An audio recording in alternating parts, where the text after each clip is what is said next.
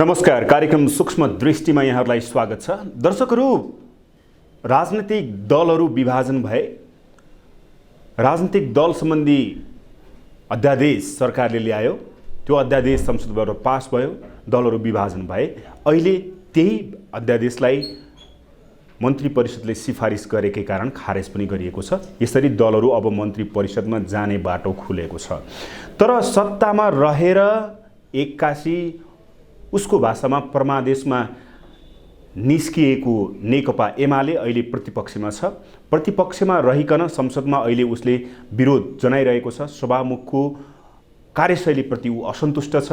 वास्तवमा यो के हो र नेकपा एमालेका भावी रणनीतिहरू के छन्? प्रतिपक्षमा भइसकेपछि, विभाजन भइसकेपछिको नेकपा एमालेको अवस्था कस्तो रहनेछ र सँगसँगै सरकारले चालेका कदमलाई उसले कसरी नियालिरहेको छ र एमसीसीको विषयमा उसको धारणा के छ? आज हामी यसै विषयमा चर्चा गर्नेछौँ। मसँग हुनुहुन्छ नेकपा एमाले विदेश विभाग प्रमुख डाक्टर राजन भट्टराई। स्वागत छ सर। धन्यवाद। आरामै हुनुहुन्छ? ठिक छ। पछिल्लो यो राजनीतिक घटनाक्रम, सत्तामा रहेको कम्युनिस्ट ठुलो दल अहिले प्रतिपक्षमा बस्दाखेरि कस्तो अनुभव भइरहेछ?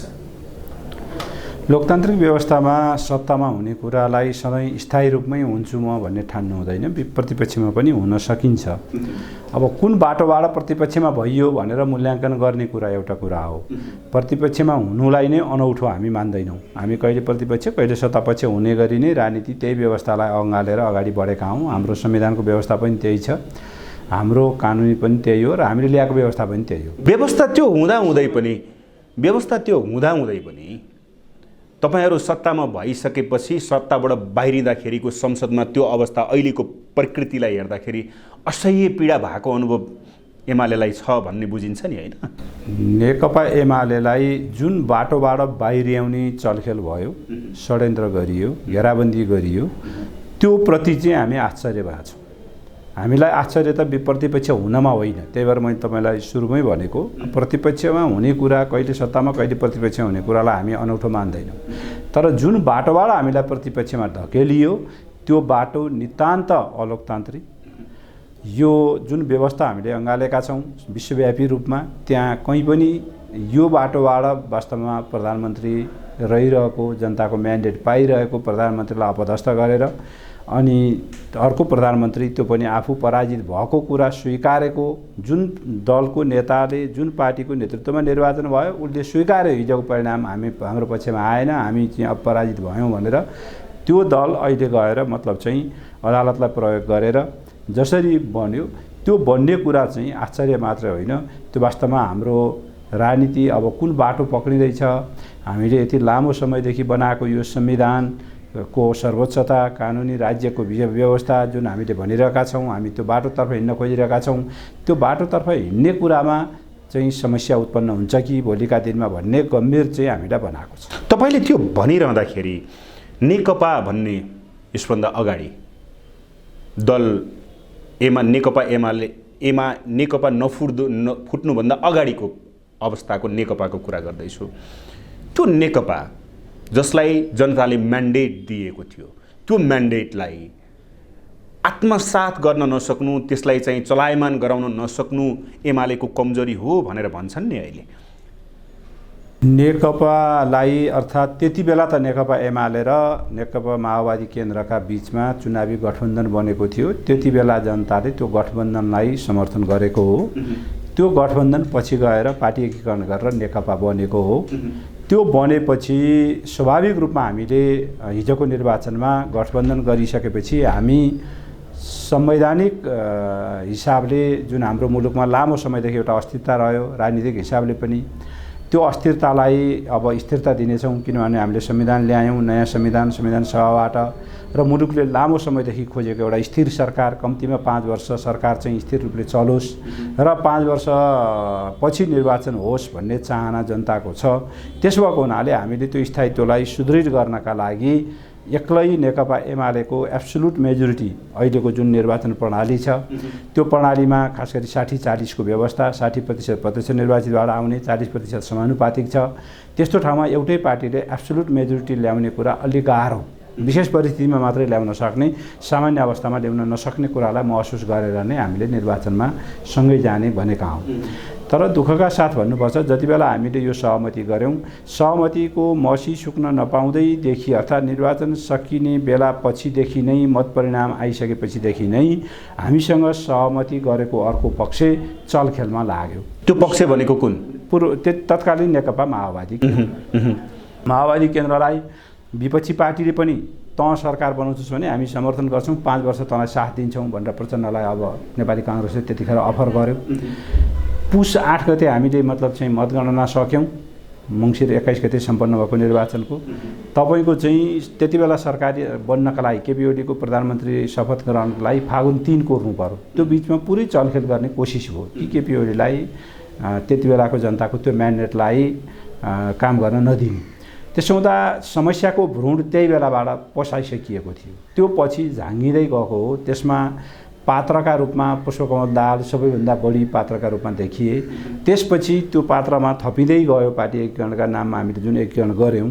त्यसपछि माधव कुमार नेपाल त्यो असफल बनाउने अभियानमा केपी ओलीको प्रधानमन्त्रीत्वकाल त्यो एउटा जनताको असाधारण समर्थन र सहयोगको सरकारलाई असफल बनाउने कुरामा त्यसपछि क्रमिक रूपमा अरू नेताहरू पनि संलग्न भए। त्यो असंलग्न त्यो असाधारण किसिमले दिएको जनताको म्यान्डेटलाई जुन समर्थन तपाईँहरू गुट एउटा नेकपा एकीकरण भइसकेपछिको नेकपा जुन एकीकृत भएको अवस्था थियो, त्यसलाई भत्ताभुङ्ग बनाउने बाटो केपी शर्मा ओलीले कोर्नुभयो, जसको परिणामस्वरूप नेकपा विभाजन भयो भनेर भन्छन् नि तत्कालीन अवस्थामा। त त्यो तपाईँ अब तथ्यमा जानुभयो भने नाराका लागि त जे भन्दा नि भयो एउटा होइन। तपाईँ पत्रकारले मलाई प्रश्नै सोध्नका लागि त प्रश्न जस्तो पनि बनाइदिए भयो।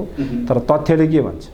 5 वर्षका लागि केपी ओलीको नेतृत्वमा प्रधानमन्त्री हामी मतलब चाहिँ के अरे सरकार बनाउँछौँ भनेर हामीले जनताको बिचमा गएको। निर्वाचनको तपाईँले अभियान थाहा पाउनुहुन्छ भने त्यति बेला करिब 85 देखि 90वटा सभा केपी ओली एक्लैले हाँक्नु भएको थियो। अरू नेता त सबै आफ्नो चुनावी क्षेत्रमा केन्द्रित थिए। केही ठाउँमा पुष्पकमल दाहाल प्रचण्ड गएको अवस्था हो। होइन भने केपी ओलीले नेतृत्व लिएर अब 5 वर्ष सरकार चल्छ भनेर हामीले त्यो म्यान्डेटका साथ गरेका हौँ। उहाँ सर्वसम्मत संसदीय दलको नेता, दुईटै पार्टीको त्यतिखेरको संयुक्त दलबाट उहाँलाई प्रधानमन्त्री चुनिएको हो। जनतामा 5 वर्ष सरकार भनेर भनिएको हो। अब तपाईँ यो तथ्य अनि हामीले महाधिवेशनबाट 71 सालको महाधिवेशनबाट उहाँ निर्वाचित पार्टीको अध्यक्ष, निर्वाचित प्रधानमन्त्री, निर्वाचित अध्यक्ष, त्यसको एउटा महाधिवेशनबाट निर्वाचित अध्यक्ष अर्को महाधिवेशनसम्म रहने कुरा, एउटा निर्वाचनबाट निर्वाचित प्रधानमन्त्री बहुमत प्राप्त प्रधानमन्त्री अर्को निर्वाचन नहुन्जेलसम्मका लागि प्रधानमन्त्री हुने व्यवस्था होइन र हाम्रो संविधानको पक्कै पनि हो। त्यो व्यवस्थालाई भत्काउनका लागि प्रधानमन्त्री छोड्दैनछ भने अविश्वासको प्रस्ताव दर्ज गरेर दलभित्र अविश्वासको प्रस्ताव दर्ता गरेर हुन्छ कि काङ्ग्रेससित मिलेर हुन्छ कि अरू मधेसवादी दलहरूसित मिलेर हुन्छ कि कुन बाटोबाट केपी ओलीलाई अबदस्त गर्न सकिन्छ, त्यो बाटो पक्रेको होइन। र यो बिचमा केपी ओलीका कारणले भन्नु तपाईँले अहिले जे भन्नुभयो मैले त्यही भएर नारा भनेको 5 वर्ष सरकार चलाऊ, तपाईँले चलाउनुहोस्, म अरू समय चाहिँ म चाहिँ पार्टी चलाउँछु भन्दाखेरि केपी ओली मान्नु भएन अरे नि त? मान्नु भएन भन्ने कुराको पनि त तपाईँले तथ्यभन्दा बाहिर गएर सोधिरहनु भएको छ। त्यही भएर मलाई यसमा किन धेरै मतलब चाहिँ यो समय खर्चौँ भन्ने मात्रै लागेको हो। तथ्य के हो त भन्दा अरू धेरै पर जानै पर्दैन। पुस 5 गते संसद विघटनको सिफारिस गर्नुभयो प्रधानमन्त्रीले। पुस 4 गते प्रचण्डकोमा गएर उहाँले हामी अगाडि जाउँ, 3 महिनापछि महाधिवेशन गरौँ, म छोड्छु भनेर भन्नुभएको उहाँले। अब यो भनिरहँदाखेरि नेकपा विभाजन भयो, तपाईँ सन्तुष्ट हुनुहुन्थ्यो? नेकपा विभाजन हुँदा सन्तुष्ट हुने कुरै भएन। एकताको विपक्षमा कोही पनि रहँदैन। एकता नै सधैँभरि राम्रो पक्ष हो। त्यो पनि राजनीति गर्ने हाम्रो जस्तो मुलुक विभाजन र मतलब चाहिँ अस्थिरताको पीडामा परेको मुलुकमा एकताको भन्दा फरक हिसाबले विभाजनलाई राम्रो भन्ने त कल्पनै गर्न सकिँदैन। तर कुरा के हो भने एकता केका लागि? एकताले तपाईँलाई परिणाम दिएको थियो कि थिएन? एकताले सकारात्मकतर्फ मुलुकलाई लाने योगदान गरेको छ कि छैन? एकताकै लागि भइरहेको छ भने त्यस्तो एकता काम लाग्दैन। त्यस कारणले नेकपा यस्तो एउटा अवस्थामा पुर्याइयो। गत वर्षको कार्तिक 28 गते जब सचिवालयमा अचानक 5 जना नेता बसेर एउटा आरोपपत्र मतलब चाहिँ प्रधानमन्त्रीमाथि लगाइयो। त्यो एक किसिमले फौजदारी किसिमको आरोपपत्र पार्टीको अध्यक्ष तत्कालीन प्रधानमन्त्रीमाथि 19 पेजको नाममा त्यो आरोपपत्र लगाएर अनि त्यो अवस्थाको नेकपा जसले निर्णय पनि गर्न सक्दैन, नेताहरूको बिचमा जथाभावी अब सार्वजनिक रूपमै त्यो तहको आरोप लगाएर अनि त्यही पार्टीकोमा छौँ हामी नेता हौँ भनेर बसिरहने कुरा चाहिँ त्यो उपयुक्त होइन राजनीतिमा। राजनीति भनेको तपाईँले निश्चित भनेपछि तपाईँले बुझ्नुभयो कि कार्तिक 28 गतेको जुन 19 पृष्ठ लामो पत्र आयो त्यहाँबाट विभाजन सुरु भयो। विभाजनको बिउ नै त्यहीँबाट रोपियो। जुन प्रतिवेदन उहाँहरूले अचानक 5 जना बसेर ल्याएर प्रचण्डका तर्फबाट बैठकमा हाम्रो तत्कालीन पार्टीको विधानको व्यवस्था के थियो भन्दा कुनै पनि प्रस्ताव औपचारिक बैठकमा ल्याउनु छ भने 2टा अध्यक्षको सहमतिमा ल्याउने भन्ने छ, एक्लै ल्याउनै पाइँदैन। त्यसो हुँदा 2टा अध्यक्षको सहमतिमा ल्याउनु पर्ने प्रस्तावमा त्यो प्रस्ताव आफैमा अवैधानिक थियो हाम्रो विधान त व्यवस्था अनुसारको। त्यसमाथि त्यो प्रस्तावमा जे कुरा भनियो त्यो त अब त्यो कुनै तपाईँलाई एउटा सामान्य नागरिकलाई अर्को नागरिकले पनि लगाउन नमिल्ने किसिमका अपराधिक किसिमका आरोपहरू लगाएर अनि त्यसपछि फेरि पार्टी अध्यक्ष प्रधानमन्त्री अनि यो पार्टी एक रहन्छ भन्ने कल्पना गर्नु भनेको त्यो गलत थियो, बुझाइ नै गलत थियो, त्यो अराजनीतिक सोच थियो। त्यसको परिणाम जे हुनु थियो त्यही भोग्यौँ हामी। नेकपा विभाजन भयो, एमाले आफ्नो ठाउँमा, माओवादी केन्द्र आफ्नो ठाउँमा गए। तर नेकपा एमाले मा विभाजन भइसकेपछि पनि नेकपा विभाजन भइसकेपछि नेकपा एमाले भित्रको त्यो गुट अन्ततः फेरि विभाजनको सङ्घारमा पुग्यो, विभाजन भयो। त्यो नेकपा विभाजन गराउन जो पात्रहरू सक्रिय थिए त्यहाँ नेकपा माओवादीको पङ्क्तिका कारणले मात्रै त्यो विभाजन नेकपामा विग्रह आएको थिएन नि त। नेकपामा विग्रह त कहाँबाट आएको थियो भन्दा हिजोका केही नेकपा एमालेका गुटगत प्रवृत्तिका जसको नेतृत्व माधव नेपालले गरेको अवस्था थियो, अर्कोतर्फ प्रचण्डले गरेको थियो नेकपा माओवादीभित्र।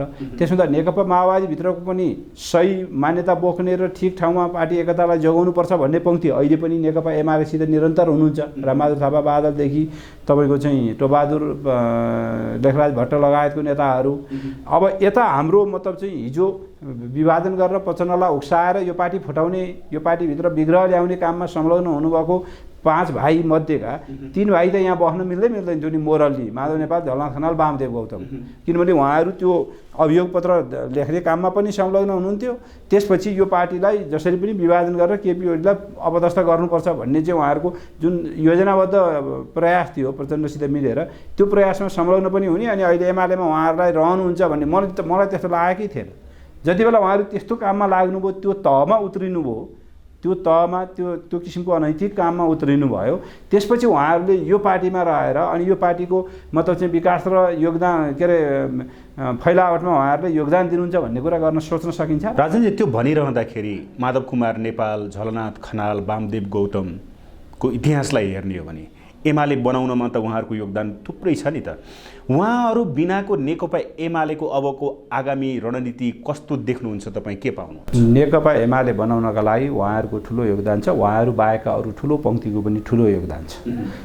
राजनीतिमा के हुन्छ भन्नलाई भने तपाईँले जति बेला जुन सकारात्मक योगदान दिनुभयो त्यसको उच्च मूल्याङ्कन हुन्छ। जति बेला तपाईँ आफैले योगदान दिएको, योगदान मात्रै दिनुभएको होइन नि, उहाँहरूले त्यसबाट लिनु पनि भएको छ। यो पार्टीबाट, यो पार्टीको जो प्रमुख नेता हुँदाखेरि पनि दोस्रो नेता भएर बस्नुभयो माधव नेपाल। सीपी मैनाली हाम्रो पहिलो महासचिव तत्कालीन मालेको, त्यति बेला पनि माधव नेपाल दोस्रो नेता। झलनाथ खनाल नेता हुनुभयो, त्यसपछि महासचिव हुनुभयो, त्यति बेला पनि दोस्रो नेता, काठमाडौँ बसेर उहाँले नै भूमिका खेल्नुभयो। मदन भण्डारी हुनुभयो, त्यसपछि पनि उहाँ दोस्रो नेता। मदन भण्डारीको देहान्तपछि उहाँ पहिलो नेता हुनुभयो, उप प्रधानमन्त्री हुनुभयो, रक्षा मन्त्री हुनुभयो, पछि आएर प्रधानमन्त्री हुनुभयो र हरेक पटक निर्वाचन एमालेका नाममा लडेर जित्नुभयो। संसदमा विपक्षी दलको नेता, राष्ट्रिय सभामा पनि हुनुभयो लामो समय, 8 वर्ष 9 वर्ष, फेरि प्रतिनिधि सभाको विपक्षी दलको नेता बन्नुभयो। यो पार्टीले उहाँहरूको योगदान गरे बापत के दिएन उहाँहरूलाई? वामदेव गौतम 3 पटक उप प्रधानमन्त्री तथा गृहमन्त्री हुनुभयो, झलनाथ खनाल प्रधानमन्त्री हुनुभयो, पटक पटक मन्त्री हुनुभयो। अनि त्यही होइन र पार्टीमा राजनीतिमा लागे बापत पार्टीले दिने भनेको, जनताले विश्वास गर्ने भनेको, कार्यकर्ताले सम्मान गर्ने भनेको उहाँहरूलाई त दियो त। दिइसकेपछि अब यहाँ मलाई भनिसक्यो, दिएर लिनु जति लिइसकेपछि अब लिने ठाउँ यहाँ छैन भन्ने ठानेपछि उहाँहरू विग्रहमा लाग्नुभयो। भएको त त्यही हो। तपाईँले यो भनिरहँदाखेरि किनभने हामीले 70 वर्षको प्रावधान राखेका छौँ। 70 वर्षसम्मको इतिहास बोकेको कम्युनिस्ट पार्टी र जुन नेतृत्व जुन उच्च तहका नेताहरू पार्टी विभाजन गरेर जानुभयो कति पनि भित्री मनमा हेत्तेरिका भन्ने आउँदैन? हेत्तेरिका त आउँछ। आएर के हुन्छ राजनीतिमा तपाईँले उहाँहरूले जुन मान्यता मूल्य के अरे विषयहरू बोक्नु भएको छ, जुन ठाउँमा उहाँहरू विषय उभिनु भएको छ, जे कुराको उहाँहरू वकालत गरिरहनु भएको छ त्यो कुराको समर्थन गर्न सकिन्छ। व्यक्तिगत रूपमा तपाईँको सम्मान गर्नुपर्ने एकदम कति राम्रो मान्छे लाग्छ। म तपाईँलाई हेर्दाखेरि आज म एकदम राम्रो चिटिक्क परेर आउनुभएको छ, कस्तो राम्रो हुनुहुन्छ भन्ने लाग्छ। तब तपाईँलाई मैले चिन्ने त के हो त भन्दा तपाईँका अभिव्यक्तिहरू कस्ता हुन्छन्, तपाईँको सार्वजनिक जीवन कस्तो छ, तपाईँको व्यक्तिगत जीवन कस्तो छ, तपाईँ कुन ठाउँमा कुन मान्यतामा उभिनु भएको छ, त्यसकै आधारमा नै तपाईँको समग्र मूल्याङ्कन हुने हो। तपाईँलाई बाहिर हेर्दा राम्रो देखेर मात्रै मैले त्यसकै आधारमा व्यक्तिको मूल्याङ्कन त हुँदैन। त्यसो त उहाँहरू राम्रो ढङ्गले सही ढङ्गले पार्टीको पक्षमा उभिन्जेल त हामीले सधैँ नमस्कार गरेको सम्मान गरेको नेताहरू हुनुहुन्थ्यो। सम्मान गरेकै हो, उहाँहरू त्यो ठाउँमा रहनु पनि भयो। त्यति बेला गरेको भूमिकालाई हामीले नजरअन्दाज गरेकै छैनौँ, अन्डर इस्टिमेट गरे पनि छैन। इतिहास भने त्यही भएर मैले अहिले तपाईँलाई भने नि, इतिहास भने के हो त भन्दा जति बेला जे भूमिका तपाईँले गर्नुहुन्छ त्यसको त्यही अनुसारको निर्मम हुन्छ, त्यसले त्यही अनुसारको मूल्याङ्कन गर्छ। सकारात्मक योगदान गरिन्छ, सकारात्मक हिसाबले उसलाई प्रोजेक्ट गर्छ। जब तपाईँ नकारात्मक बाटोतर्फ लाग्नुहुन्छ त्यो नकारात्मक हुन्छ। इतिहासमा नि भएको छ नि, केशरचन्द्र रायमाझी दोस्रो महाधिवेशनको मतलब चाहिँ महासचिव, उनी महासचिव निर्वाचित पनि भए, तर पछि गएर राजामासित मिलेर गद्दारी गरे। अब गद्दारी गरेकोलाई गद्दार दोस्रो महाधिवेशनको निर्वाचित हो कि होइन भन्दा हो नि, केशरजङ्गै हो। अहिले पनि तपाईँले कम्युनिस्ट पार्टीको इतिहास पढ्नु हो भने अर्को दोस्रो महाधिवेशनको महासचिव भन्न मिल्छ र मिल्दैन नि। हाम्रो पनि 6औँको पनि माधव नेपाल हो, 7औँको पनि माधव नेपाल हो मतलब चाहिँ। अनि 5औँभन्दा अगाडिको पनि झलनाथ खनाल हो महासचिव, अहिले 8औँको पनि झलनाथ खनाल हो अध्यक्ष। त्यो त रह्यो नि, इतिहास छ नि, त्यसलाई मेटेर मेटिन्छ र। तर त्यहाँनिर आउँदाखेरि जस्तै पार्टी विभाजन भयो, यसमा केही फरक छैन। सत्तामा गएको दल एक्कासी विपक्षमा बस्दाखेरि एमालेलाई अहिले असह्य भएको छ भन्ने खालका त्यस्ता खालका टिप्पणी के असह्य भएको छ त्यो मान्छेले भन्ने कुरा हो। कुन बाटोबाट मतलब चाहिँ भयो भन्ने कुरा हामी सिस्टम प्रणाली बसाउनका लागि लडिरहेका छौँ। त्यो प्रणाली भनेको के हो त भनेर भन्दाखेरि हाम्रो संविधानमा जे उल्लेख भएको छ त्यो अनुसार व्यवहार होस् भन्ने हाम्रो भनाइ हो। हाम्रो दल सम्बन्धी कानुनले जे व्यवस्था गरेको छ त्यो व्यवहारमा उतारियोस् भन्ने हाम्रो भनाइ हो। हाम्रो संसद नियमावलीमा जे कुरा उल्लेख गरिएको छ त्यो नियमावली र त्यहाँ भएका विनियमावलीहरूमा जे व्यवस्था गरेको छ सभामुखले आफ्नो मनमौजी हिसाबको परिभाषा र व्याख्या नगरून् भन्ने हाम्रो भनाइ हो। तर तपाईँ कुरा भएको छैन र विरोध गर्दै जाँदाखेरि 105 नम्बर धारालाई हामीले हेर्न सक्छौँ नि होइन, नियमावली 105 लाई हेर्दाखेरि पनि र अर्कोलाई हेर्दाखेरि पनि के कुरा तपाईँलाई म फेरि पनि दोहोऱ्याउन चाहन्छु भने टोपबहादुर रायमाझी, लेखराज भट्ट, प्रभु शाह, गौरीशङ्कर चौधरीलाई हटाउँदाखेरि उहाँलाई त्यो 105 त्यतिखेर नि थियो होला नि, 105 थिएन र 24 घण्टा नबित्दै उहाँले सूचना जारी गर्नुभयो। तपाईँहरू यति प्रष्ट कुरा 3 महिना अगाडिको कुरा पनि थाहा नपाए जस्तो गरेर साथीहरू पत्रकार साथीहरूको प्रस्तुति हेर्दा चाहिँ हामीलाई पनि कहिलेकाहीँ अचम्म लाग्छ क्या। किन उनले त्यो 4जना 5जना साथीहरूको 24 घण्टा नबित्दै सूचना निकाले?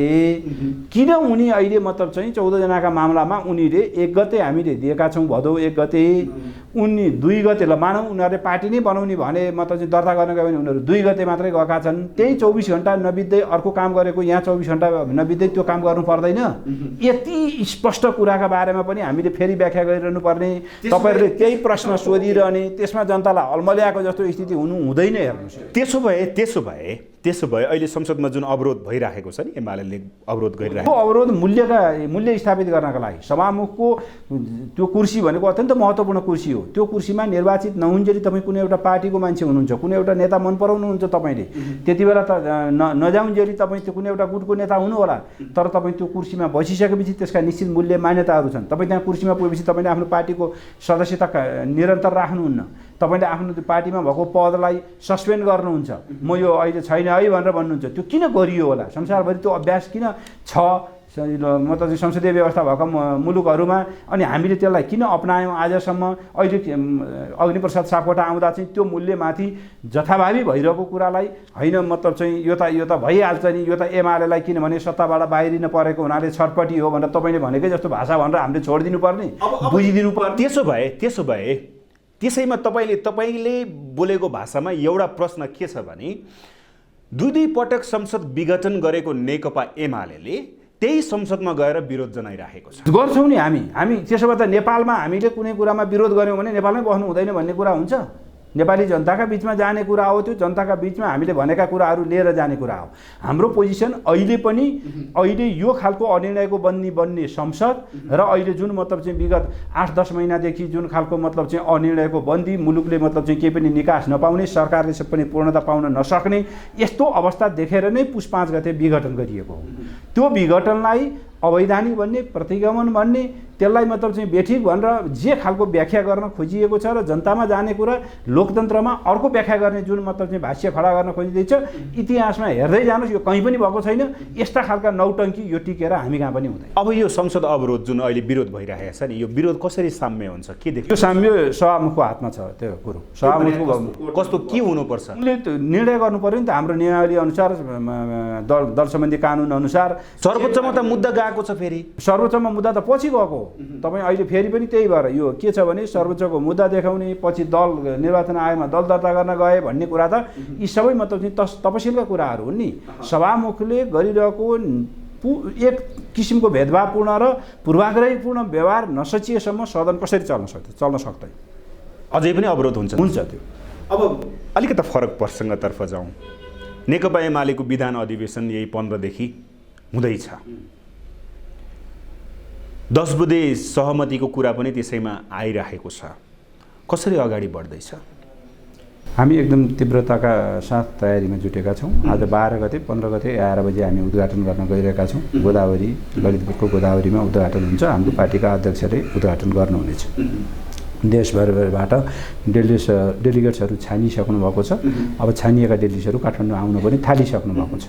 पार्टी केन्द्रीय कमिटीले महाधिवेशनमा पेश गर्नुपर्ने 3वटै दस्तावेजलाई आफ्ना सुझावसहित पारित गरिसकेको छ। त्यसो भएको हुनाले अब हाम्रो यो विधान महाधिवेशनको अन्तिम चरणमा छौँ। यो अन्तिम चरणमा हाम्रा अरू लजिस्टिक कुराहरू, खाने बस्ने व्यवस्थापनका कुराहरूमा हामी केन्द्रित भएर त्यस अनुसारकै काममा जुटिरहेका छौँ। तपाईँले यहीँ कार्यालयमा पनि देख्नु भएको छ, भिडभाड मान्छेहरू आफ्नो काममा जुटिरहेको। अब यहाँनिर आउँदाखेरि भोलि स्थानीय चुनाव, प्रदेश र सङ्घीय चुनाव पनि आउन लागेको समय छ। अब यो अवस्थामा भन्नेले भन्छन् कि कम्युनिस्ट आन्दोलन जुन उचाइमा थियो अब यो ओह्रालो लाग्दै गयो भनेर भनिएको छ। घाटा कसलाई बढी देख्नुहुन्छ? एमालेलाई, माओवादी केन्द्रलाई, नेकपा एकीकृत समाजवादीलाई, कसलाई देख्नुहुन्छ? नेकपा एमालेलाई चौतर्फी घेराबन्दीमा पारेर यो पार्टीलाई तहस नहस पार्नका लागि सबै खाले प्रतिक्रियावादी शक्तिहरू, हाम्रा विरोधीहरू लागिरहेका थिए। नेकपा एमालेलाई कि नेकपालाई? नेकपा एमालेलाई। ओके। नेकपा एमाले त्यस्तो एउटा बलियो र सुदृढ नेपालको राजनीतिक सङ्गठन हो। राजनीतिक र वैचारिक हिसाबले त्यस्तो पार्टीको जुन सङ्गठनात्मक आधार छ तलदेखि माथिसम्म, त्यो आधारलाई भत्काउन पटक पटक कोसिस भएका छन्। 54 सालमा पनि कोसिस भयो, हाम्रो पार्टी फुट्यो।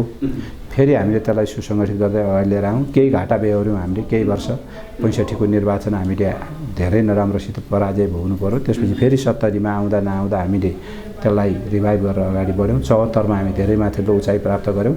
अहिले फेरि एकपटक हाम्रै माथि धक्का दिने कोसिस भएको छ। तर हामीले अहिले जुन तहको धक्का दिन खोजिएको थियो, नेतादेखि तल्लो तहको कार्यकर्तासम्मको सुझबुझले हाम्रो त्यो धक्का उनीहरूले चाहे जस्तो तहस नहसै बनाउने तहमा छैन। केही असर पर्ने सम्भावना यथावत हो। तर हामीले त्यसलाई अहिले जुन नयाँ पङ्क्ति हामीप्रति आकर्षित भइरहेको छ, त्यसबाट हामीले त्यसको भरपुर गरेर हिजोभन्दा हामी सुदृढ अवस्थाका साथ आगामी 3वटै निर्वाचनमा हामी जानेछौँ। घाटा हुन्छ भन्ने छैन। घाटा मलाई त्यस्तो लाग्दैन। मतलब चाहिँ तात्विक हिसाबले काहीँ मतलब चाहिँ भौगोलिक हिसाबले खास ठाउँमा कुनै अलिअलि होला, तर त्यसको फेरि अर्को ठाउँमा हामी त्यसको क्षतिपूर्ति अर्को ठाउँबाट दिने अवस्था तयार भइरहेको छ। ओके। अब यहाँनिर आउँदाखेरि एमालेको विभाजनपछि कम्युनिस्ट आन्दोलनमा नयाँ ध्रुवीकरणको सम्भावना तपाईँ देख्नुहुन्छ? नेकपा एमाले नेतृत्व कसले लिन्छ? नेकपा एमाले 2006 सालदेखि 6 सालमा स्थापना भएको पार्टीको आफ्नो विरासत बोकेको पार्टी हो। एकीकृत आन्दोलनको यो अगुवा पार्टी हो। अहिले पनि तपाईँले अहिले यो सबैतिरबाट यस्तो भयो भनिरहँदाखेरि पनि संसदमै हेर्नुहोस्, यो देशको सबैभन्दा प्रमुख पार्टी हो। यसको अहिले पनि 98-99 सिट सदनमा छ, देखिन्छ, उपस्थित छ। यसको पछाडि रहेको पार्टी नेपाली काङ्ग्रेस 61 मा छ। त्यो नेपाली काङ्ग्रेसभन्दा 40 सिट झन्डै 40 सिटभन्दा बढी अहिले पनि हाम्रो अवस्था भएको हुनाले यसका बारेमा नि प्रश्न धेरै गरिरहनु पर्ने अवस्था हो र कुन पार्टी प्रमुख हो, कुन आन्दोलन मतलब चाहिँ मूलधार हो भन्ने प्रश्न गरिरहनु पर्ने हो र देशभरिको मतलब चाहिँ तपाईँले सङ्ख्याकै हिसाबले हेर्नुभयो, प्रदेश सभाबाटै हेर्नुभयो भने पनि अब सरकारमा उनीहरू सबै 5वटा मिल्दाखेरि 5-6वटा मिलेर हामीलाई विस्थापित गरेको छ। उनीहरू 5-6वटालाई एक ठाउँमा आउने स्थिति नबनाइदिनुहोस्, को हुन्छ सरकारमा? 6वटामै हामी नै हौँ। त्यसपछि तपाईँ चाहिँ जानुहोस् स्थानीय तहमा 36,000 स्थानीय तहका मान्छेहरूमा 15,000 भन्दा बढी नेकपा एमालेका मात्रै छन्। पछिल्लो नेकपा एमालेको गतिविधिले गर्दाखेरि जनता एकदमै उत्साहित छन्, अझै उत्साहित हुन्छन् भन्ने लाग्छ तपाईँलाई? नेकपा एमाले के बिगारेको छ? नेकपा एमालेलाई जुन जिम्मेवारी दिएको थियो केपी ओलीको नेतृत्वमा प्रधानमन्त्री बनेर मतलब चाहिँ काम गर्ने, त्यो काम हामीले स्थानीय तहदेखि केन्द्रसम्मको जुन खालको काम हामीले अगाडि बढायौँ, यो हामीले 3वटा मूल काम भनेका थियौँ। हामी निर्वाचनमा जाँदा पनि त्यही भनेका हौँ, संविधानको प्रभावकारी कार्यान्वयन गर्नेछौँ। कार्यान्वयन हुने के त भन्दा संविधानमा उल्लेख भए अनुसारका कानुन बनाउनेछौँ भनेर हामीले भनेका थियौँ। त्यो काम हामीले सम्पन्न गऱ्यौँ। संविधान अनुसारका कानुन बनाएर मुलुकलाई मतलब चाहिँ संविधान अनुसार अगाडि बढाउने कुरामा, चाहे स्थानीय तहलाई बलियो बनाएर जाने कुरामा बनाउने कानुनका कुराहरू, चाहे प्रदेश भनेको 0 थियो। तपाईँ एउटा सामान्य कार्यालयहरू थिएनन् प्रदेशका, ती सबै बनाएर प्रदेश सरकारहरू सञ्चालन गरेर कामहरू अगाडि बढिरहेको अवस्था छ। त्यो संविधानलाई कार्यान्वयन गरिएको हो। त्यसै गरी केन्द्रमा तपाईँको चाहिँ करिब 80-90वटा नयाँ कानुन बनाइए, 300 भन्दा बढी पुराना कानुन चाहिँ संविधानको व्यवस्था अनुसार संशोधन गरेर हामीले काम गऱ्यौँ। त्यसो हुँदा संविधानलाई संस्थागत गरेर अथवा लोकतन्त्रलाई संस्थागत गरेर अगाडि जाने मामलामा संविधानको प्रभावकारी कार्यान्वयन गर्ने कुरामा हामीले उल्लेख्य काम गरेका छौँ, सफलता प्राप्त गरेका छौँ केपी ओलीको नेतृत्वको सरकारको। नम्बर 1। नम्बर 2, हाम्रो प्राथमिकता के थियो भनेर भन्दा मुलुकलाई अब राजनीतिक आन्दोलन हामीले लामो गऱ्यौँ। राजनीतिक आन्दोलनपछि अब आर्थिक विकासको बाटोमा लानुपर्छ, आर्थिक समृद्धिको मुलुकलाई समृद्धिको बाटोमा लानुपर्छ। यसले नै जनताको जीवनमा परिवर्तन ल्याउनेछ। लोकतन्त्र हामीले किन ल्याएको, यत्रो लामो राजनीतिक सङ्घर्ष किन गरेको, विगतका व्यवस्था किन बेठिक भनेर हामी यो व्यवस्था किन ठिक भन्छौँ भन्दा अब आर्थिक रूपमा जनताको जीवनमा परिवर्तन ल्याउने काम अगाडि बढाउँदा मात्रै हामीले त्यो कुरा पूर्ति गर्न सक्छौँ। त्यसकारणले अब आर्थिक विकासको बाटोमा जानुपर्छ। समृद्ध नेपाल, सुखी नेपाली हामीले मतलब त्यो नारा दियौँ, त्यो आकाङ्क्षाको बाटोमा जानुपर्छ भन्यौँ।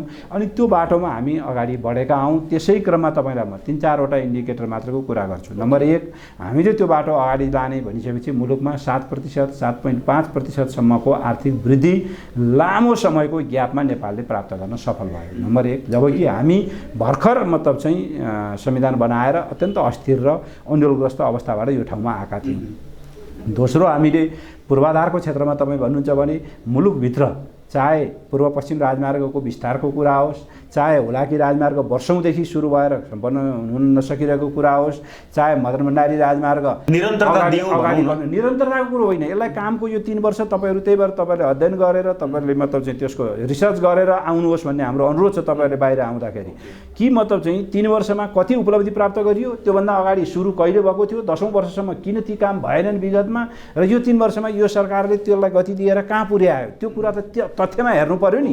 फ्याक्टमा हेरेपछि नै अनि त्यसपछि के हो भन्ने कुरा जनिन्छ।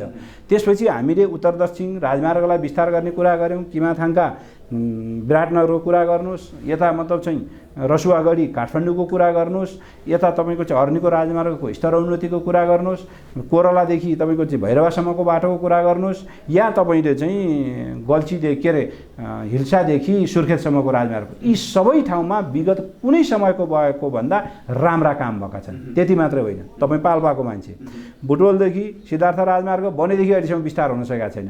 हाम्रो पालामा हामीले बजेट छुट्याएर अब त्यो टेन्डरमा जाने प्रक्रियामा अगाडि बढाउँदैछौँ। त्यहाँ सुरुङ त सिद्धबाबाको एउटा सुरुङको कुरो हो। सिद्धार्थ राजमार्ग पुटवल पोखराको बाटो विस्तार गर्ने कार्यक्रम हामीले अगाडि बढाइसकेका छौँ र त्यसमा नेगोसिएसन अगाडि बढिरहेको छ। काठमाडौँदेखि पोखरासम्मको तपाईँको चाहिँ यहाँदेखि मुगलिनदेखि उता टेन्डरै लगाएर काम सुरु हुने स्थितिमा भइसक्यो। यो नौबिसीदेखि मुगलिनसम्मको समेत विस्तार हुने योजना छ। यहाँ सुरुङ मार्ग हामीले काम अगाडि बढाएको छौँ। फास्ट्यागको कामले गति दिएको छ। सडकको मात्रै कुरा गरिरहेको छु म तपाईँसित। जलविद्युतमा हामी आउँदाको अवस्थामा जुन थियो त्यसको लगभग डबल मतलब चाहिँ विद्युत उत्पादन भएको छ अहिले हैन। यो कालीगण्डकी के अरे अप्पर तमाकोसी आइसकेपछि र त्यसलाई हामीले डबल बनाएका छौँ। तपाईँ लोड सेडिङको कुन अवस्था थियो, हामी आएपछि कहाँ आइपुग्यो लोड सेडिङ मतलब चाहिँ हैन। त्यसपछि तपाईँ चाहे औद्योगिकरणको क्षेत्रमा हामीले पूर्वाधार बनाउने कुरा भन्नुहोस्, प्रत्येक प्रदेशमा मतलब चाहिँ सयौँ बिघा जग्गाहरू चाहिँ औद्योगिकरणका लागि छुट्याएर गर्ने कुरामा होस्, चाहे एकछिन मलाई कृषिलाई आधुनिकीकरण गर्ने कुरामा भन्नुहोस्, चाहे तपाईँको चाहिँ स्वास्थ्य क्षेत्रमा अहिले सबै स्थानीय तहमा पहिलोपटक नेपालको इतिहासमा 5 देखि 15 बेडका अस्पताल निर्माण गर्ने शिलान्यास भइसकेको छ। अब काम धमाधम अगाडि बढिरहेको छ। अब यो सरकारले रोकेन भने त्यसपछि हामीले हरेक मतलब चाहिँ सदरमुकामसित राजमार्ग जोड्ने बाटाहरू विस्तार गर्ने काम गऱ्यौँ। 1400 बाटाहरू भर्खर यो सरकारले खारेज गर्दैछ हामीले अगाडि सारेका कार्यक्रमहरू। त्यसपछि तपाईँको चाहिँ हामीले के अरे मुलुकलाई एउटा लोककल्याणकारी राज्यको रूपमा अगाडि लिएर जानुपर्छ भनेर शिक्षा क्षेत्रमा नेपालको इतिहासमा पहिलोपटक सबैभन्दा धेरै के अरे बालबालिकाहरू विद्यालय भर्ना भए। विद्यालय भर्ना मात्रै भएन, भर्ना हुने तर छोड्ने काम पहिला सङ्ख्या बढी थियो, अहिले त्यो घटेको छ। तपाईँ हामी मतलब चाहिँ के अरे सामाजिक क्षेत्रमा सामाजिक सुरक्षाका हिसाबले हामीले सबैलाई सामाजिक एउटा मतलब चाहिँ सुरक्षाको दायराभित्र ल्याएका छौँ। 15 वर्ष लगातार या तपाईँले रोकेर तपाईँ यदि मतलब चाहिँ कल्याण कोषभित्र आफूलाई छिराउनुहुन्छ भने तपाईँ चाहिँ 15 वर्ष काम गरेपछि पेन्सन पाउन सुरु गर्नुहुन्छ। यस्तो व्यवस्था हामीले जुन गरेका छौँ, यो त मैले तपाईँलाई केही भनेको हो। यी कुराहरू तपाईँले जनताले राम्ररी बुझेका छन्। जनताको घरमा हिजोभन्दा आज बाटो राम्रो भएको छ, हिजोभन्दा आज खानेपानीको उपलब्धता राम्रो भएको छ, हिजोभन्दा आज बिजुली उपलब्धता राम्रो भएको छ, हिजोभन्दा आज पार्कहरू राम्रो भएको छन्, ढलको व्यवस्थापन भएको छ। त्यो कुरा जनताले देखेको हुनाले नेकपा एमालेलाई अब हराउन सकिँदैन भनेपछि यस किसिमका तानाबाना बुनेर उसलाई बाहिर बनाएपछि र अहिले निर्वाचनमा हामीलाई जान नदिनुको कारण के थियो त? हामीलाई त तपाईँले भने जस्तो हामी एकदम के पनि काम नगरेका थियौँ, हामी सबैभन्दा असफल थियौँ, हामी सबभन्दा अयोग्य थियौँ, सरकार कामै नगरेको बदनाम थियो भन्ने मात्रै थियो भने त खुरको चुनावमा गए भइहाल्थ्यो नि त यो गठबन्धन। किनभने एमालेलाई त पुरै भुइँमा झार्ने अवस्था थियो त। हामी निर्वाचन मागी गरिरहेका छौँ, हामीलाई निर्वाचनमा जान देऊ, जनताको बिचमा गएर फैसला गरौँ भनिरहेका छौँ। उनीहरू निर्वाचनदेखि डराइरहेका छन्। एमालेसित एक्लै आउने आँट पनि छैन। चुनावसम्म गठबन्धन गर्ने नेपाली काङ्ग्रेस जस्तो आफूलाई 75 जिल्लाको 753 ठाउँमा आफ्नो चाहिँ र 6000 भन्दा बढी वडामा कमिटी भएको पार्टी ठान्छ र सबभन्दा ठुलो पार्टी हो पनि, पुरानो हो। अब ठुलो के हो भोलिको उसले बताउला परिणामले। तर त्यो पार्टी समेत एक्लै निर्वाचनमा जान नसकेर अरूसित मतलब चाहिँ बैशाखी टेक्ने अवस्था बनेको छ। हामीले भनेका छौँ हामी एक्लै चुनाव लड्छौँ, हामी लड्छौँ र हामी मतलब चाहिँ विजय प्राप्त गर्छौँ, जनताको बिचमा हामीलाई जान देऊ मात्रै हामीले भनिरहेका छौँ। यो कुरा हामीले भनिरहेका छौँ, सुनिने गरी भनिरहेका छौँ। यो पक्षमा मान्छेले कुरा नगरेर अनि एमाले के भएको थियो, उता के भएको थियो भन्ने प्रश्नको कुनै औचित्यता छैन। ओके राजनजी, तपाईँका कुरा सुन्दाखेरि एमाले धेरै गरेको छ देशको लागि। त्यस्तो एमाले त्यस्तो नेतृत्व गरेको दल प्रतिपक्षमा बसेर अहिले अर्को दलले नेतृत्व गरेको अवस्था छ। नेपाली काङ्ग्रेसको नेतृत्वमा सरकारमा दलहरू जाँदैछन्, मन्त्री परिषद विस्तार हुँदैछ। पछिल्लो गठन भएको सरकारको काम कारबाहीलाई तपाईँले कसरी निहाल्नु भएको छ? यो त मैले धेरै व्याख्या गर्नु पर्दैन, मलाई किन मेरो मुखबाट धेरै बोल्न नआउनुहुन्छ र यो मतलब चाहिँ तपाईँले यसले अहिले मन्त्रीमण्डल आज कति दिन भयो सरकार बनेको? आज लगभग 76-77 दिन भयो। सरकारले मन्त्रीमण्डल बनाउन सकेका छैन। यो बिचमा यत्रो महामारीको मतलब चाहिँ अब एउटा भ्याक्सिन थपियो हामीले ल्याइदिएको भन्दा हामी छोड्नु अगाडि भन्दा एउटा भ्याक्सिन आयो बढी। अहिलेसम्म मैले त आएको छैन। एउटा नयाँ कुनै कुरा मतलब चाहिँ ल्यायो सरकारले, जसले गर्दाखेरि यो महामारीको ल्यायो त राजनीतिक दल विभाजन सम्बन्धी अध्यादेश ल्यायो कि अनि राजनीतिक दल सम्बन्धी अध्यादेश ल्यायो, हामीलाई फुटाउने कोसिस गर्यो। हाम्रो 40% पुर्याउन नसक्ने नेताहरू भएपछि तिनीहरूलाई 20%मा भए पनि फुटाउ भनेर फुटाउन दियो। त्यसपछि तपाईँको चाहिँ यो बिचमा कुनै यत्रो बाढी पहिरो भयो, यत्रो मतलब चाहिँ तहस नहस धनजनको क्षति भएको छ। कहीँ कतै तपाईँले नयाँ कुरा देख्नुभएको छ? बगाएका पुलहरू बन्ने कुनै योजना देख्नुभएको छ? बिग्रेका बाटाहरू बनाउने कुनै नयाँ देख्नुभएको छ? हाम्रो पालामा त दैनिक तपाईँको चाहिँ हामी 41 महिना सरकारमा बस्यौँ। तपाईँले हिसाब हेर्नुहोस् गएर अहिले पनि भौतिक योजना तथा यातायात मन्त्रालयमा दिनमा 5 किलोमिटर बाटो पिच भएको छ। एभरेजमा दिनमा 5 किलोमिटर बाटो हामी भएका बेलामा पिच भएको छ। काठमाडौँका सडक नेपालको इतिहासमै मतलब चाहिँ एउटा तहमा हामीले पुर्याएका थियौँ। अहिले फेरि त्यसलाई मतलब चाहिँ गर्नुपर्ने ठाउँमा अहिले देख्नुभयो खाल्डाखुल्डी धमाधम यो बर्खामा मतलब चाहिँ उही अवस्थामा पुग्न खोजिरहेका छन् ठाउँ ठाउँमा। जबकि तपाईँ गत वर्षको तुलना गर्नुहोस्, अहिले तुलना गर्नुहोस्। त्यसो त हाम्रो भनाइ के हो भने हामीले काम गरेका छौँ, पुगेको छैन। हाम्रो जस्तो साधन स्रोत कमी भयो। म यसमा तपाईँलाई एउटा कुरा के भन्छ भने साधन स्रोतको कमी, हाम्रो कार्य गर्ने क्षमता कमजोर, हाम्रो ब्युरोक्रेसी तहस नहस भएको छ, हाम्रो अस्थिरता र अन्यलता, हिजोको हिंसात्मक द्वन्द्वले। अनि यो अवस्थाबाट हामी उठेर बिस्तारै हामीले त्यसलाई सम्हाल्दै अगाडि जाने एउटा बाटोमा थियौँ। हामीले दिशा अत्यन्त सही पक्रेका थियौँ। यो मुलुकको समृद्धिका लागि, यो मुलुकको राष्ट्रियताका लागि, यो मुलुकको विकासका लागि हामीले पक्रेको बाटो सही छ, सही थियो। त्यो बाटोलाई अवरोध गराएर त्यसपछि हामीले राष्ट्रियताका मामलामा पनि अहिले जुन खालका विवादहरू देखा परेका छन्, जनजीविकाका मामलामा कुनै नयाँ कुराहरू आइरहेका छैनन्। यस्तो अन्यलग्रस्त गैरजिम्मेवार सरकार त सायद मलाई लाग्छ इतिहासमै थिएन। प्रधानमन्त्री बनेको 76 दिनसम्म मतलब चाहिँ मन्त्रीमण्डललाई पूर्णता दिन नसक्ने त्यो तहको अयोग्य गठबन्धनलाई फेरि तपाईँहरू आएर हामीलाई के भन्नुहुन्छ भने तिमीहरूले के गरेका थियौ र जस्तो गरी प्रश्न गर्दै हुनुहुन्छ। त्यसपछि हामीलाई कता कता के लाग्छ भने तपाईँहरूको दिमागमा पनि सायद अब त्यतापट्टिकै प्रभाव बढी परे हो कि भन्ने हामीलाई लाग्छ कहिलेकाहीँ। राजनजी त्यो होइन कि हामी जे सब मिडिएटरको रूपमा काम गरिरहेका छौँ। त्यही गर्नु। अब यहाँनिर आउँदाखेरि एउटा प्रश्न सोध्न मन लाग्यो।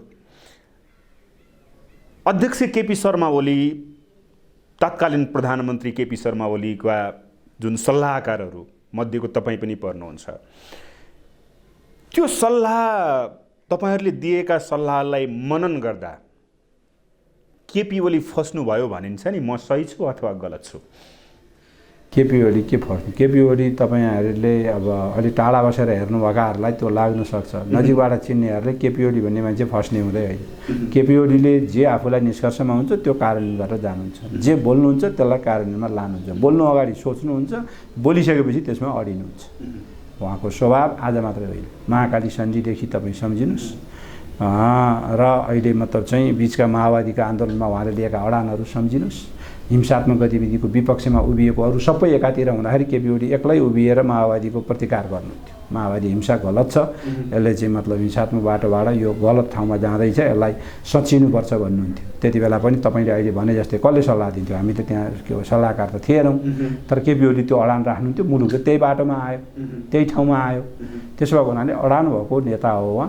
उहाँलाई आफूलाई जे कुरा जज हुन्छ त्यही कुरा गर्नुहुन्छ। नम्बर आफ्नो मनले जे देख्छ त्यही, मनले होइन, अध्ययन गरेर मतलब चाहिँ साथीहरूसित कन्सल्ट गरेर त्यसका आधारमा निकालिएको निष्कर्षमा अडिने नेता भनेको हो।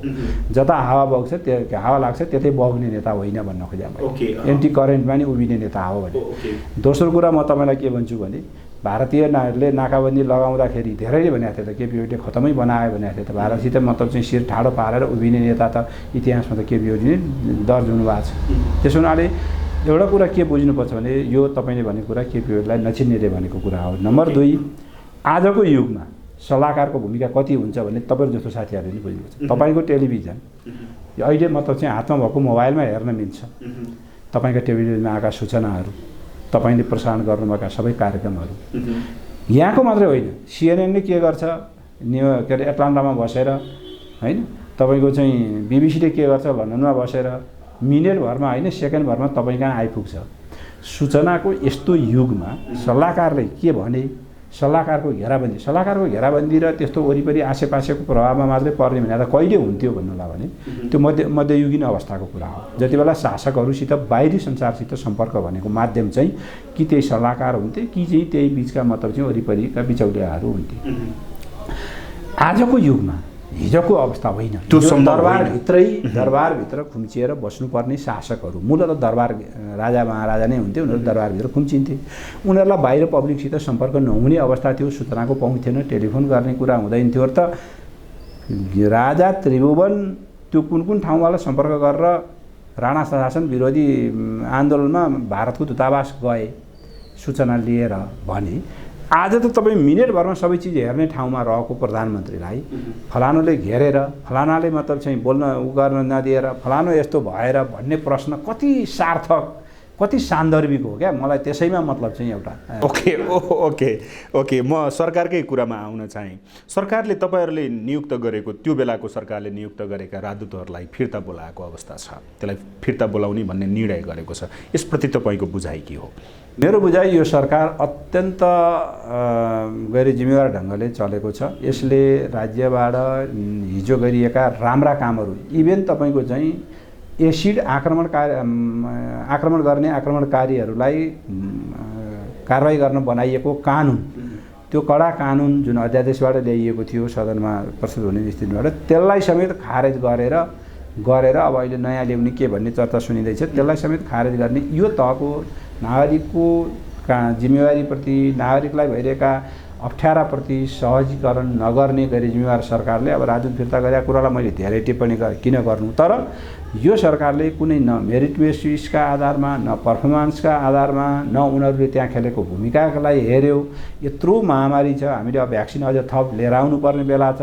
भ्याक्सिन ल्याउनु पर्ने मेजर भूमिका निर्वाह गरिरहेका ठाउँका राजदूतहरूलाई अहिले धमाधम एकैपटक फिर्ता बोलाइएको छ। यसले नागरिकप्रतिको जिम्मेवारी, नागरिकप्रतिको मतलब चाहिँ त्यो यो सरकारमा कुनै संवेदनशीलता छ भन्ने देखिँदैन। दोस्रो कुरा, कुनै पनि शासकले या सरकारले निर्णय गर्ने अधिकार त उसित हुन्छ।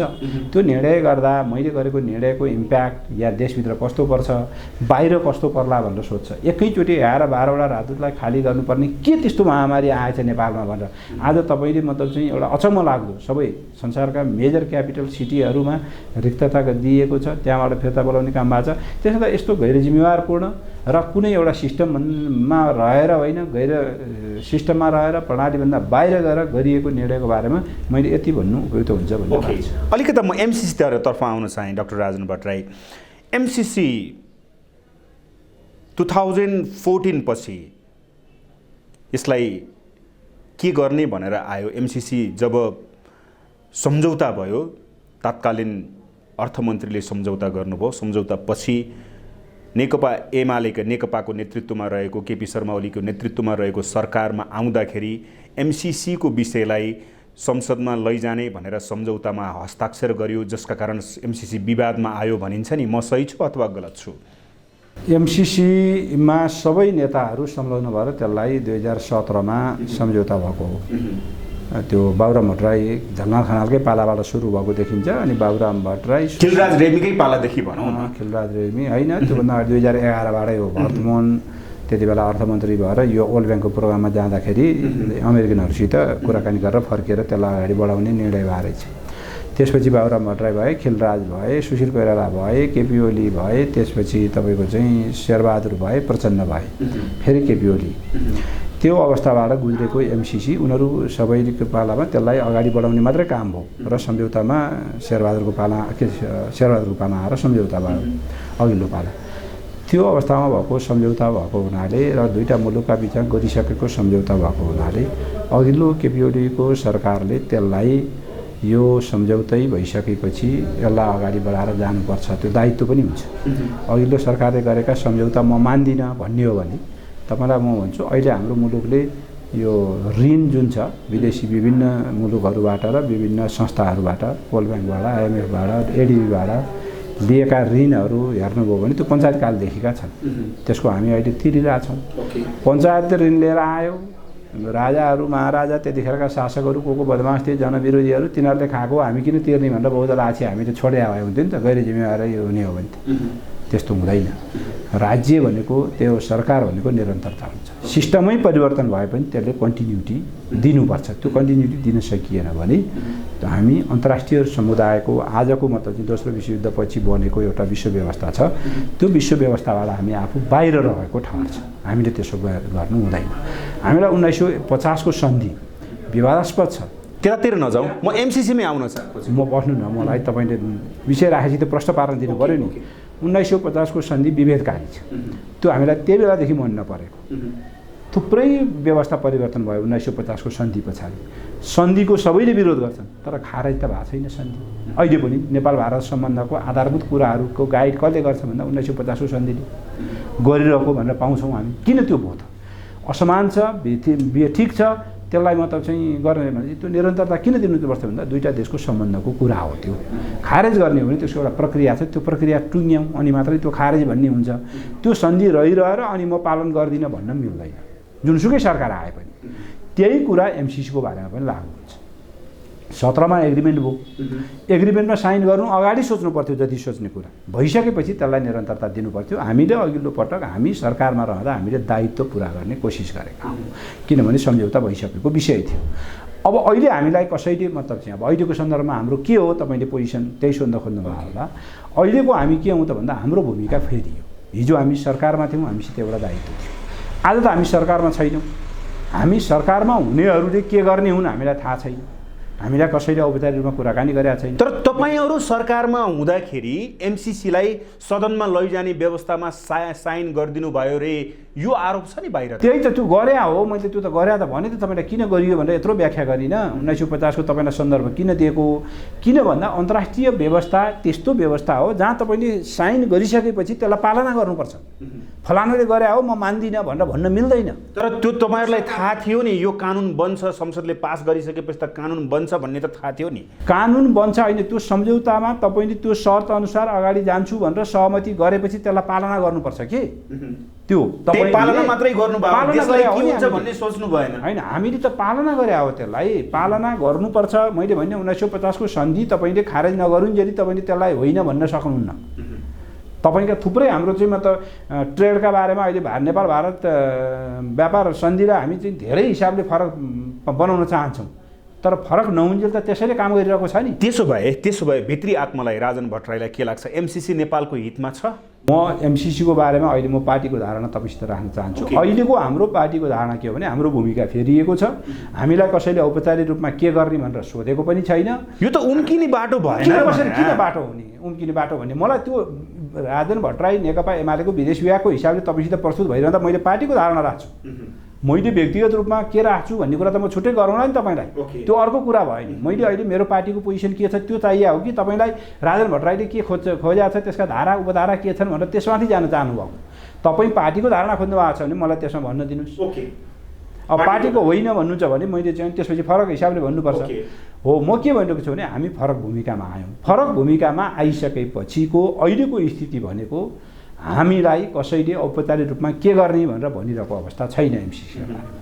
त्यो नभनुन्जेली हामी अहिले यसका बारेमा यो हो भनेर हामी भन्दैनौँ। हिजोको पोजिसनमा हामी छौँ छैनौँ, हिजोको ठाउँमै हामी छैनौँ, हाम्रो भूमिकामै छैनौँ भने आज के गर्ने भन्ने बारेमा त पहिला जिम्मेवारहरूले के लिएर आउँछन् त्यो हेर्नु पऱ्यो नि।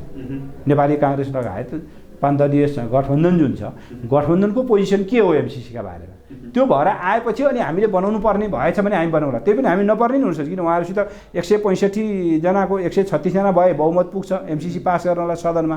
165 जना त उहाँहरूको समर्थनमा छ, शेरबहादुर देवाललाई समर्थन गर्ने 165 सांसद छन्। त्यो सांसद पुगिसकेपछि त उहाँहरूले हामी नभइकन पास गर्न खोज्नु भएको छ कि हामीलाई के थाहा त्यो कुरो, हामी आवश्यक नपर्न सक्छौँ। त्यसमा अहिले हामी हतारिएर यो के हो भनेर हामी बोल्ने पक्षमा छैनौँ। बल्ल खाइस भन्ने छ है, हामी त्यसको पक्षमा छैनौँ।